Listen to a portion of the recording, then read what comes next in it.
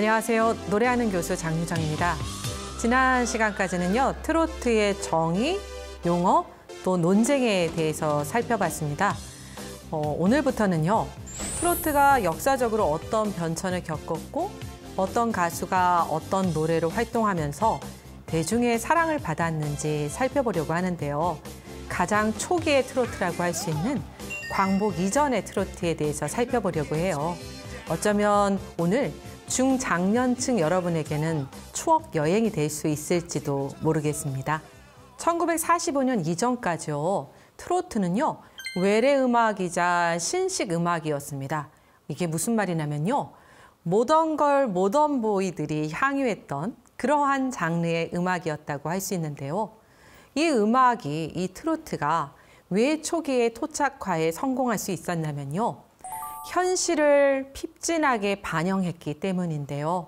여러분 아시는 것처럼 일제 식민지를 거치면서 임과 고향을 잃은 식민지 한국인의 마음을 위로해줬던 노래가 바로 트로트입니다. 트로트는 일본 유행가, 당시 류곡가라고 했죠. 그 일본 류곡가의 번안 내지는 번역에서 시작됐는데요.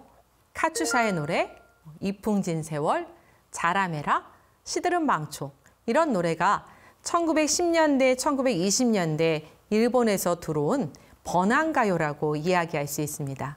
그러니까 일본 노래를 곡조는 가져오고 노랫말은 우리나라 말로 바꾼 그러한 노래들을 번안곡이라고 하는데요.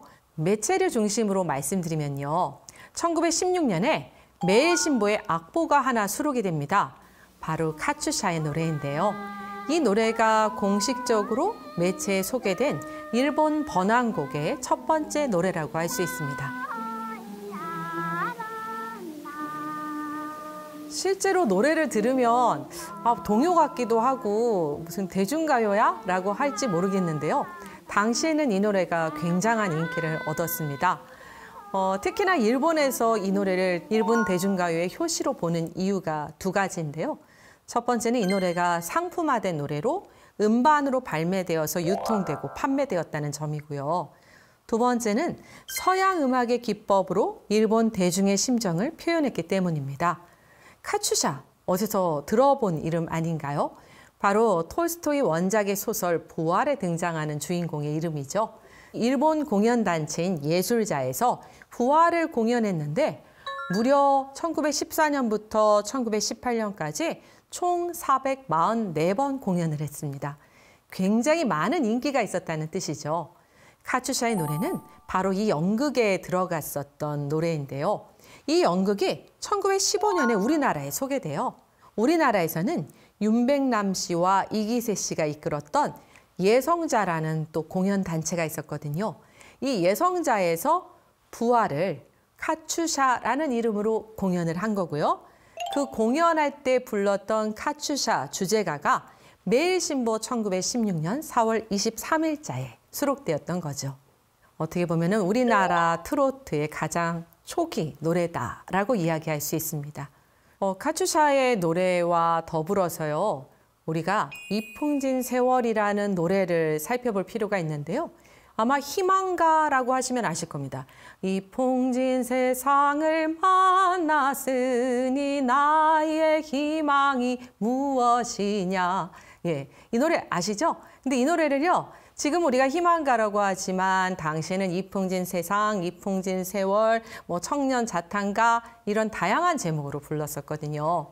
이 노래의 원곡이 뭐냐? 바로 일본 노래 마시로키 후지노네 또는 시치리가 하마노 아이카라는 제목의 노래입니다. 이 노래가요, 1910년경 일본의 가마쿠라에 있는 시치리가 하마라는 해변에서요, 중학교 학생들이 탄 배가 뒤집혀서 학생들이 사망을 하게 돼요. 그래서 이 학생들을 추모하는 가운데 근처 여학교에 근무하던 교사 미스미 스즈코가 노랫말에 붙이고 학생들이 애도의 노래로 불렀는데 이 노래가 바로 시치리가 하마노 아이카고요. 이 노래가 대대적으로 유행하면서 우리나라에도 소개됩니다. 자, 그런데 여기서 이야기가 끝이 아니죠. 제가 이풍진 세월이 일본 노래에서 왔다라고 말씀을 드렸는데요. 이 일본 노래의 원곡은 따로 있습니다. 바로 미국의 작곡자 제레마이어 잉갈스가 작곡했던 찬송가 When We Arrive at Home. 다른 제목도 있는데요. 어쨌거나 When We Arrive at Home이라고 불렸던 이 노래가 일본에서 애도가로, 그러다가 이 노래가 1920년대는 우리나라에 소개된 거죠. 그런데 재밌는 건 옛날에 사실 가수가 마이크 앞에서 노래를 부른다? 쉽지 않은 일이었습니다. 그러면 누가 주로 노래를 불렀을까요? 바로 기생들이 노래를 불렀는데요. 여자로 치면요. 그중에서도 박채선, 이류색 이런 두 분이 불렀던 노래를 들어보면 완전히 전통적인 전형적인 민요 창법으로 노래합니다. 외래의 음악이 들어왔는데 애초에 우리나라 것과 섞이고 또 융합되는 그런 모습을 볼 수 있는 거죠. 다음 노래는요. 정말 이 노래는 굉장히 중요한 노래입니다. 황성의 터의 밤이 되니 월색만 고요해. 바로 이에리수 씨가 불렀던 황성의 적. 여러분은 아마 황성예터로 많이 알고 있는 그 노래인데요. 황성의 적이 굉장한 인기를 얻으면서 조선인 작사자, 작곡자, 가수가 대거 등장해서 그야말로 조선 유행가의 시대가 열립니다. 조선 유행가의 시대가 열리는 데 있어서 이분을 빼놓을 수가 없습니다. 바로 빅타 음반회사의 문예부장이었던 이기세 씨인데요. 일제강점기에는 보통 일본 회사의 지점 형식으로 우리나라에서 음반회사가 존재했거든요.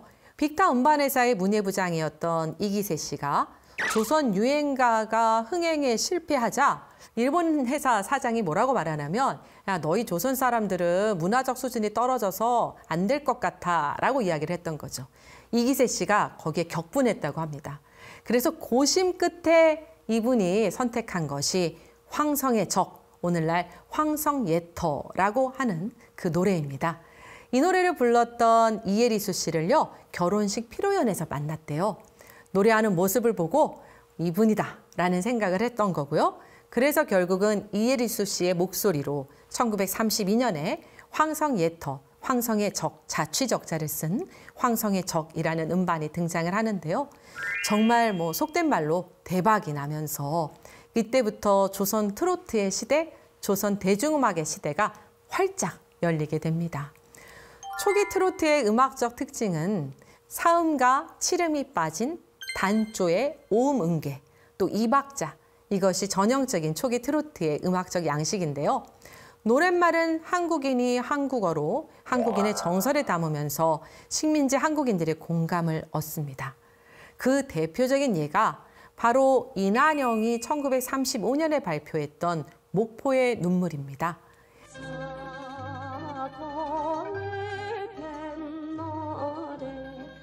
이렇게 황성예터, 즉 황성의 적을 시작으로 타양살이, 타양살이 몇 해던가 손꼽아 헤어 보니, 고복수 씨가 불렀던 타양살이, 또 방금 들었던 이난영의 목포의 눈물 등으로 이어지는 노래는요.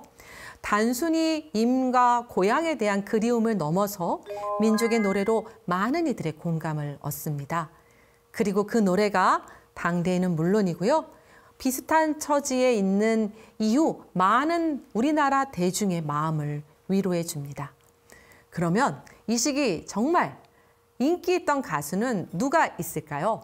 역시 광복 이전 최고의 가수는 이난영 씨라고 할 수 있는데요. 1940년대 글을 보면요. 이미 조선 유행가는 이난영으로부터 시작해서 이난영으로 하여금 존재한다라고 할 정도입니다. 이난영이 지니고 있는 가수로서의 역량이라고 한다면요. 일단 목포의 눈물이라는 민족의 노래라고 할 수 있는 노래를 우리에게 선사했지만 이분이 이것만 불렀던 것이 아니라 도라지 타령 같은 신민요도 잘 불렀고요.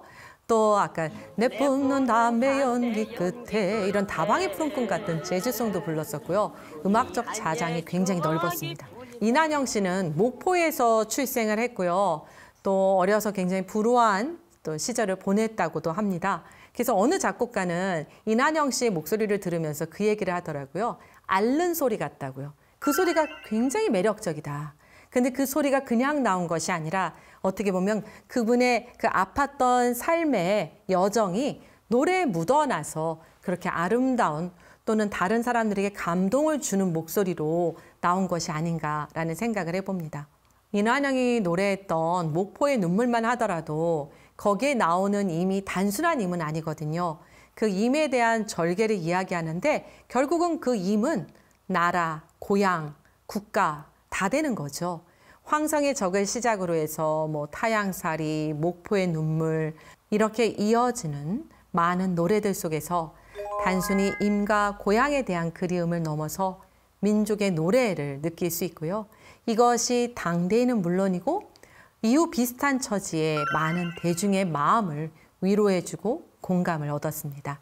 이런 점으로 본다면 트로트는 우리 민족의 순환사, 그 아픔의 경험 속에서 피어난 꽃이 아니었을까, 꽃핀 장르다라고 이야기할 수 있습니다.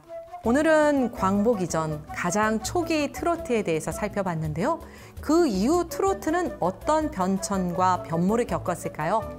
다음 시간에는 광복 이후부터 1970년대까지의 트로트를 살펴보도록 하겠습니다. 지금까지 노래하는 교수 장유정이었습니다.